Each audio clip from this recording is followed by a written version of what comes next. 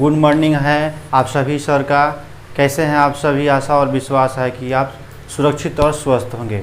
आइए, मैं जिनेश्वर कुमार पुनः आप सभी को इस YouTube परिवार में स्वागत करते हैं और लेकर चलते हैं एक नई दुनिया की ओर, जहां हम लोग सफलता की बातें करते हैं। तो एक इसी के साथ एक कोट्स हमने दिया है कि अवसर और सूर्योदय में एक ही समानता होती है। अवसर और सूर्योदय में, यहाँ पे लिखा हुआ है, आपको देख रहे होंगे कि अवसर और सूर्योदय में एक ही समानता होती है। देर करने वाले इसे खो देते हैं। देर करने वाले क्या खो देते हैं सर? इस अवसर को खो देते हैं। क्यों? क्योंकि सूर्योदय का जो मज़ा है वह मज़ा पुनः फिर नहीं मिलता है, फिर अगले ही सूर्योदय के दिन ही मिलता है। तो देर नहीं करते हुए हम लोग आगे की ओर, अपने सफलता की ओर बढ़ते हैं और हम जानते हैं कि अगला टॉपिक हमारा क्या होगा। पिछले क्लास में हम लोग पढ़ चुके थे, क्या पढ़े थे? रासायनिक अभिक्रिया के बारे में हम लोग पढ़े थे। रासायनिक अभिक्रिया, रासायनिक समीकरण को किस तरह से लिखा जाता है, इन सभी तमाम बातों को हम लोग पढ़ चुके थे, ध्यान में ला चुके थे। और आगे हम लोग अब अपने क्लास को आगे की ओर बढ़ाते हैं, नहीं तो हम लोग क्या खो देंगे? इस अवसर को क्या कर देंगे? खो सकते हैं। अर्थात इस अवसर को खोए नहीं और दूसरों को भी बतलाएं कि एक बहुत अच्छा अवसर चल रहा है, जिसके लिए आपको क्या करना पड़ेगा? इस वीडियो को शेयर करना पड़ेगा। तो आपसे निवेदन है कि इस वीडियो को शेयर करें और लाइक सब्सक्राइब सभी करें। ठीक है, चलिए इसी के साथ पुनः आप सभी का इस YouTube परिवार में स्वागत है और हम लोग आज का टॉपिक प्रारंभ करते हैं। अभिक्रिया में ऊष्मीय परिवर्तन। अभिक्रिया में ऊष्मीय परिवर्तन। अभिक्रिया में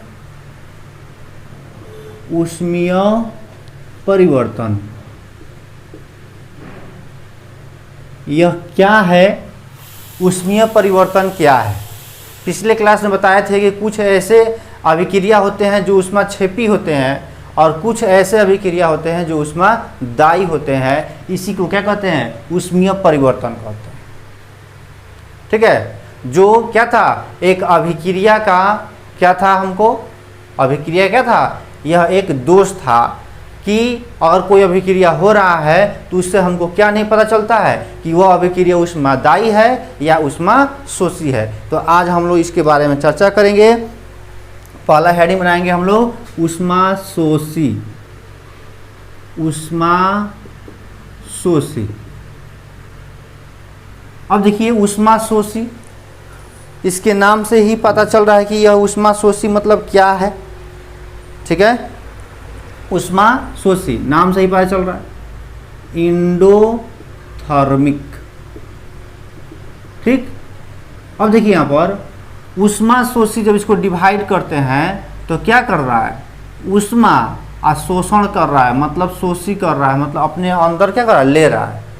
कहने का अर्थ क्या है कि अगर कोई अभिक्रिया हो रहा है तो इस अभिक्रिया को होने के लिए अगर हमें क्या देना पड़े? ऊष्मा देना पड़े। क्या देना पड़े? ऊष्मा देना पड़े, तब जो यह अभिक्रिया होगा एक कैसा अभिक्रिया होगा? चला, ऊष्माशोषी अभिक्रिया होगा। कैसा अभिक्रिया हो जाएगा? ऊष्माशोषी। क्यों ऊष्माशोषी अभिक्रिया होगा? क्योंकि इस अभिक्रिया को होने के लिए बाहर से हम लोग क्या दे रहे हैं? ऊष्मा दिया जा रहा है। ठीक है, तो ऐसी अभिक्रिया क्या कहेंगे? ऊष्माशोषी अभिक्रिया कहते हैं। चलिए, अगर इसका एग्जाम्पल देखें हम लोग तो एग्जाम्पल इसका बहुत आसान एग्जाम्पल है। बर्फ़ को अगर क्या करें, थोड़ा सा भी हीट देते हैं तो क्या करता है? अपनी अवस्था को बदलना प्रारंभ करता है। तो यह भी एक एग्जाम्पल है किसका? ऊष्माशोषी का, कि बर्फ़ क्या करता है जी? वाटर में कन्वर्ट करता है। दूसरा है कि जो पानी है, जल है, उसको थोड़ा सा हीट देते हैं तो क्या करता है? चला, वेपर में बदल देता है। तो इस तरह से तमाम एग्जाम्पल है किसका? ऊष्माशोषी का। चलिए, दूसरा टॉपिक है ऊष्माक्षेपी। ऊष्मा 6p। इसको कहते हैं एक्सोथर्मिक, इसको कहते हैं एक्सोथर्मिक। अब एक्सोथर्मिक क्या है? एक्सोथर्मिक जो होता है इसके नाम से ही पता चल रहा है कि ऊष्मा छेपी मतलब निकलना। क्या हो रहा है? ऊष्मा निकल रहा है। अगर कोई अभिक्रिया हो रहा है और उस अभिक्रिया में ऊष्मा निकले, क्या हो? ऊष्मा निकले, तब उसे हम लोग क्या कहते हैं? ये कौन सी अभिक्रिया है? ऊष्मा छेपी अभिक्रिया है। मतलब वैसी अभिक्रिया जिसको होने में क्या हो, कुछ हीट के रूप में या कुछ ऊर्जा बाहर निकले, तो उसे ही हम लोग क्या कहते हैं? ऊष्मा छेपी कहते हैं। क्या कहते हैं उसे? ऊष्मा छेपी कहते हैं। ठीक, जैसे एग्जाम्पल के तौर पर देखें हम लोग कि या मीथेन गैस को ऑक्सीजन के उपस्थिति में दहन किया जाता है, जलाया जाता है, तो क्या मिलता है? जल का निर्माण होता है और CO2 गैस बनता है। CO2 गैस बनता है और जल का निर्माण होता है। साथ ही साथ 210 कैलोरी ऊर्जा भी प्राप्त होता है। किस रूप में? ऊष्मा के रूप में, हीट के रूप में क्या मिलता है? ऊर्जा मिलता है। तो यहाँ पे देख रहे हैं कि जब यह अभिक्रिया हो रहा है तो इस अभिक्रिया में क्या निकल रहा है? यहाँ पे 210 कैलोरी किस में है जी? प्लस में है। किस रूप में? तो ऊष्मा के रूप में प्राप्त हो रहा है। अर्थात यह अभिक्रिया कैसा कहलाएगा? तो ऊष्मा छेपी अभिक्रिया कहलाता है। कैसा अभिक्रिया कहलाता है? ऊष्मा छेपी अभिक्रिया कहलाता है। ठीक है, आगे हम लोग बढ़ते हैं।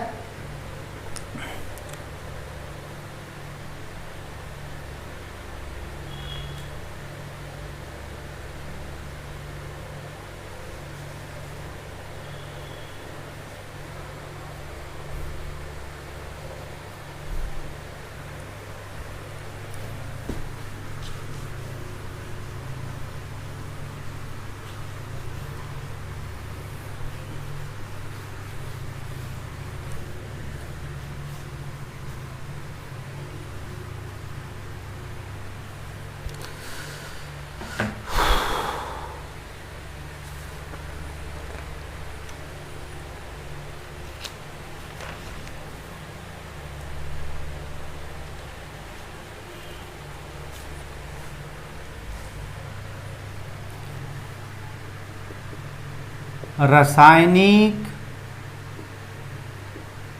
समीकरण को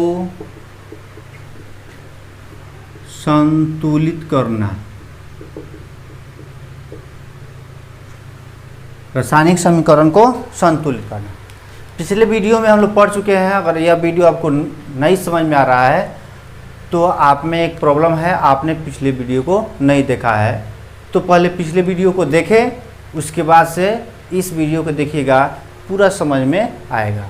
ठीक है, अगर समझ में आता है तो बहुत अच्छी बात है, लेकिन अगर समझ में नहीं आए तो इसके पिछले वीडियो को आपको देखना पड़ेगा, देखना आपको चाहिए। चलिए, अगला हमारा जो टॉपिक है कि रासायनिक समीकरण को संतुलित करना। रासायनिक समीकरण संतुलित करना, तो हम लोग पीछे क्लास पढ़ चुके हैं कि रासायनिक समीकरण को हम लोग क्या करते हैं जी? संतुलित करते हैं।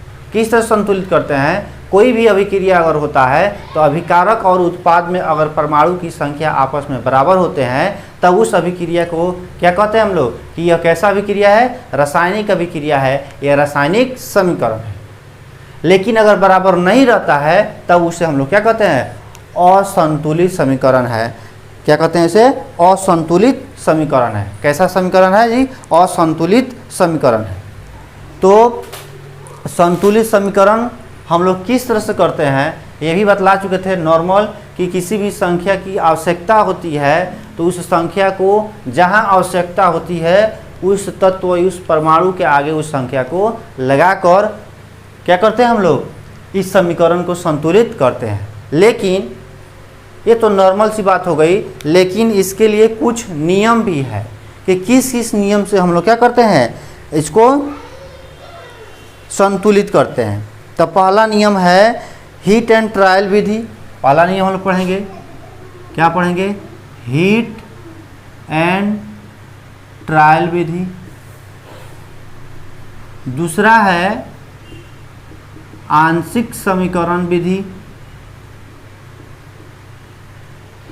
और तीसरा है बीजगणितीय विधि।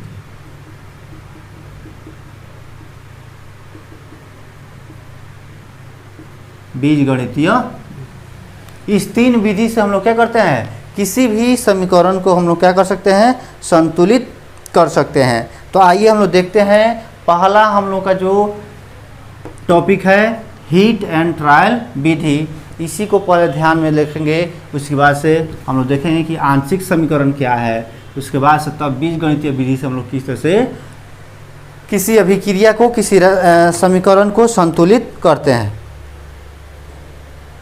ठीक है, तो पहला हम लोग देखें हीट एंड ट्रायल विधि। हीट एंड ट्रायल विधि में क्या देखें, 4 चरण देखें। पहला चरण कह रहा है कि अभिक्रिया के सूत्र की सहायता से कंकाली ढांचा तैयार करना।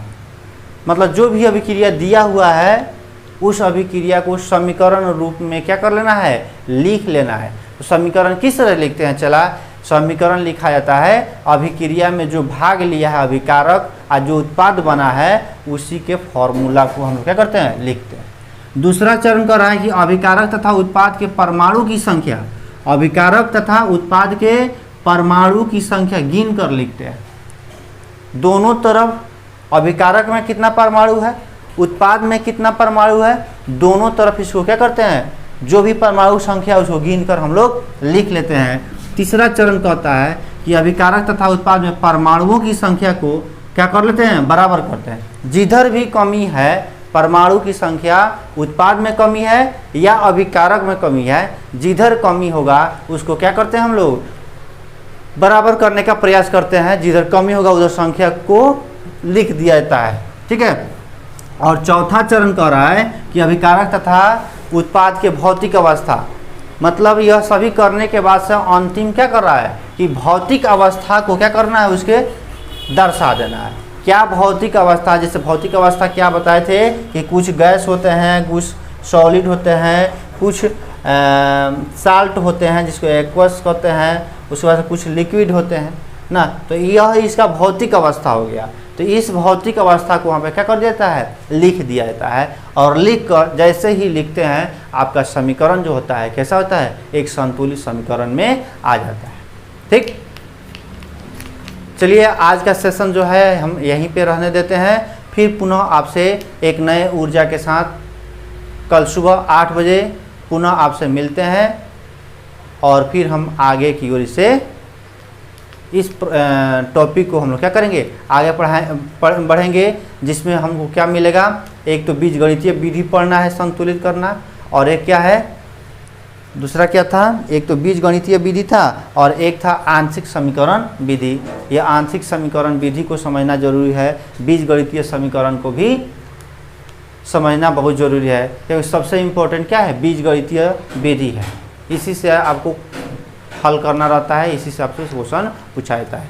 चलिए टेक केयर, तब तक के लिए गुड बाय, थैंक यू।